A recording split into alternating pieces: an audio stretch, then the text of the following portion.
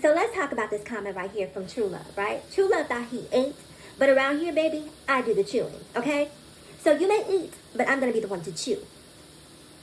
So True Love is upset because basically I said Angeria won and Angeria deserved to win. And so True Love came underneath my video and said he is really confused about how someone who is a fan, someone who's more than likely never ever set foot on the stage, could sit in judgment of the girls who do these professional level drag queens. True Love, baby, have a seat, okay? And let me explain something to you. If I don't know about it, I don't talk about it. When it comes to performing, I've been there, I've done that, okay? And I've moved on.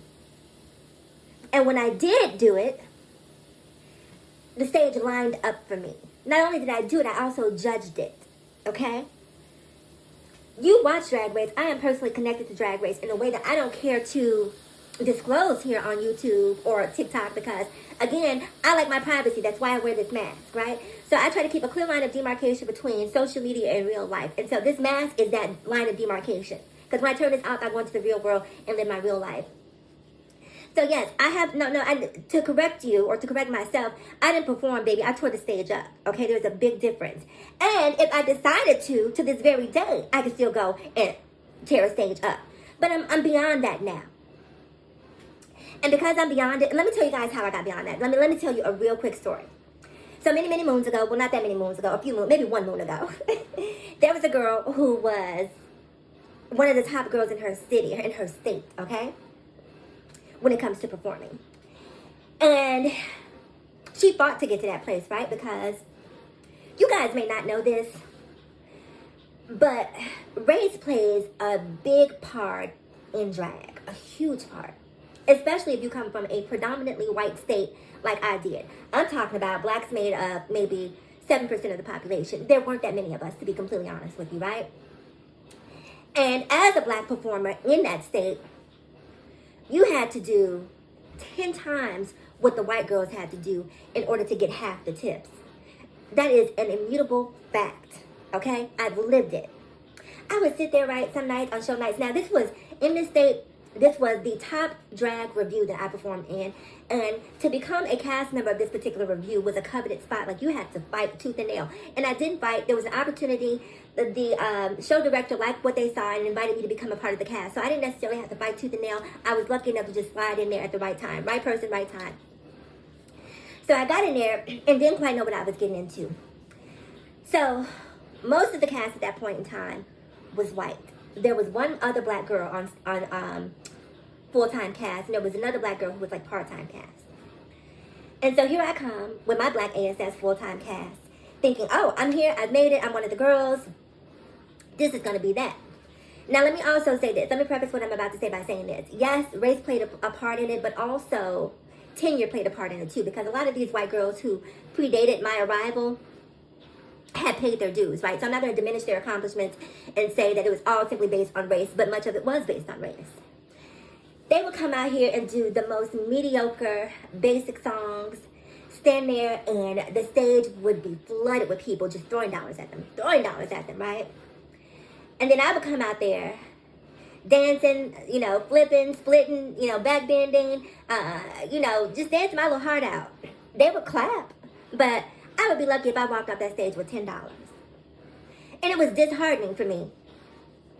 But I'm one of those people where even if something is hard, but I know I'm capable of it, I'm going to show you what I'm made of. And so, baby, every time I got $1, I put that dollar right into a new costume, right into new songs. I would have my music playing on repeat. I'm telling you, I knew every beat, every ad-lib.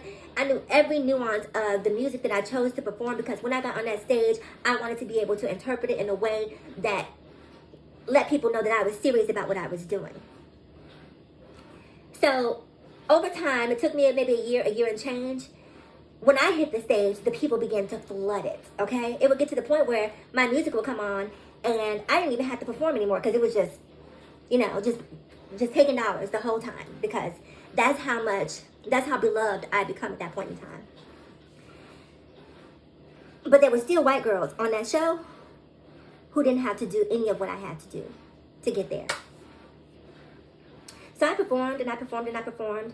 And the bigger my name got, the bigger my brand became, the harder the girls the non-black girls would make it for me to be on that stage. There was all sorts of talk behind my back. They didn't like to see that growth. They didn't. And so it became, and I'm nobody's punk, let's be clear about that. So, you know, if you want to give it to me, then girl, we can give it to each other. It's really that simple, okay? And I'm not in the business of kissing ASS. That's just not my jam. So it just came to a point where I stopped wanting to do it anymore. I didn't like the energy. I didn't like the people I was working with. You know, I felt like the girls could not take. I had began to transition while I was there, and because I began to transition, some of the girls on the cast were not a fan of that and felt like I had an unfair disadvantage because, you know, I had body augmentation and this, that, and the third. And so they were not a fan of that, right? And so it just became, again, very uncomfortable for me to be in this particular show. So one day, I, you know, show up to work. I have my own dressing room. I show up with, you know, my little bag that I bring from home with my little, you know, ones and twos in there. I show up. I go into my dressing room. I turn on my music, close my door in my dressing room, set the mood for the night. Hand my music to the show director. I'm in there doing my face and doing my hair, you know, sort of coordinating my costumes. I get up. I go out there on stage, and all of a sudden, you know, I'm killing it, right? It's just like the energy is great. I'm having a great night. The money is good. It's a good night. And every time I got on stage, I wasn't one who would really like to go out and mingle in the crowd. I would just go back into my dressing room. Now, very often, if you've ever been a part of any show, you know that the girls who come out to see the show will knock on the door. You know, they want to know you. They want to get to know you. They want to be your friend. They want to be celebrity adjacent. So they knock on the door. So we get a knock at the dressing room door. And there are two girls who are asking to see me, right? And so they're like, I'm not going to say my stage name, but they're like, is do there? And so the stage manager comes back and says, you know, these two girls out here want to say hi to you right quick. They're big fans. So I get up, I go out there. Now keep in mind, I just told you guys, you know, that I had began a transition. So just like the girls didn't want me there anymore, I was also having this internal struggle about whether or not I belonged there anymore, because I just didn't feel like that was where I needed to be post-transition. So I get up, I go out there, right, and the girls are waiting for me, and they're like, oh my God, we love you so much, would you take a picture with us? And even though I hate taking pictures, I was like, sure, come on. So we take the picture, I, you know, do a couple poses with them. After we're done, one of the girls reaches in her purse and she hands me a $10 bill, and she's like, oh my God, I love you so much, you are my favorite drag queen. And it triggered something in me when she said that to me, right?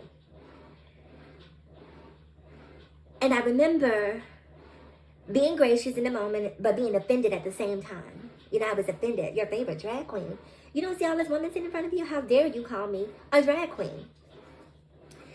So I say thank you, take the $10. I go back there into my dressing room, and the wheels are just turning in my brain. Like, it's time for you to go. Because that girl was absolutely right.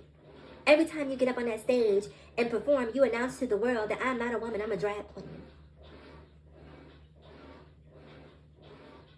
And I didn't see myself that way, but I was earning a living saying otherwise. So I don't remember exactly how long it was, but shortly thereafter, there was an incident that happened, and I just said, you know what?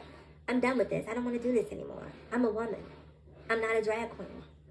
And I had to make a choice to either be the woman that I wanted to be or to be a drag queen. And to me, being a drag queen just wasn't the route that I took. Now, I know in this day and age, we have girls like Sonique and Sasha Colby who are trans, who seem to be able to straddle that fence between their transness and drag queenness, if you will.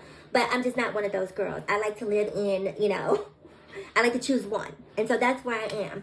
So to answer your question, sir, yes, I have performed. I have torn the stage to pieces. But now as a trans woman, I don't do it anymore.